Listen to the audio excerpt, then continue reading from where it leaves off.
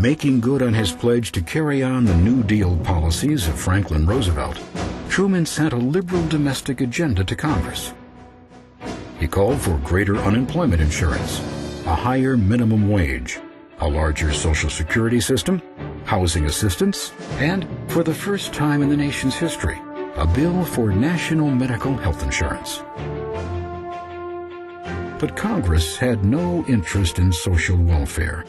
They shut down the president's domestic initiatives almost completely, and the economy continued its slide.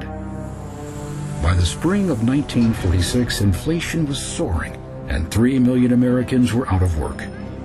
Those on the job demanded pay increases to keep pace. Unhappy with their situation, workers hit the picket lines.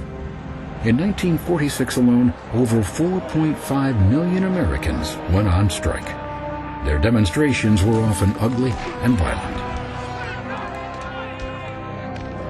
In May of that year, union boss John L. Lewis called a nationwide coal strike to secure a wage increase. A month later, the railways struck.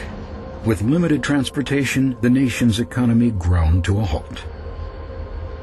The president was a friend of labor, but in this instance he felt railroad unions had gone too far.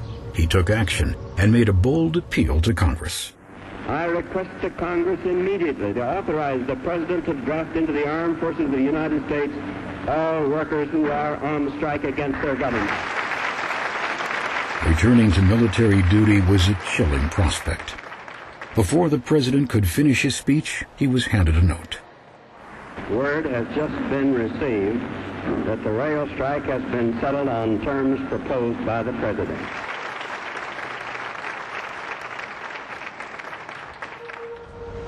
Truman's victory was little consolation to Americans forced to stand in long lines for the most basic necessities. Inflation was out of control and goods were often scarce. In the 1946 midterm elections, Republicans saw an opportunity and squarely laid the blame for the country's woes on the Democrats, and especially President Truman. Republicans won control of both the House and the Senate, as Americans voted overwhelmingly in favor of change. The new Republican Congress was eager to roll back New Deal policies.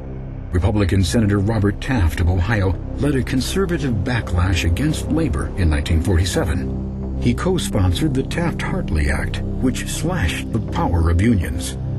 Truman called it an oppressive law and refused to sign it. I vetoed the Taft-Hartley bill. It is bad for labor, bad for management, bad for the country. But Republicans had enough votes to override the president's veto. The Taft-Hartley Act took away much of the influence unions had won under the New Deal.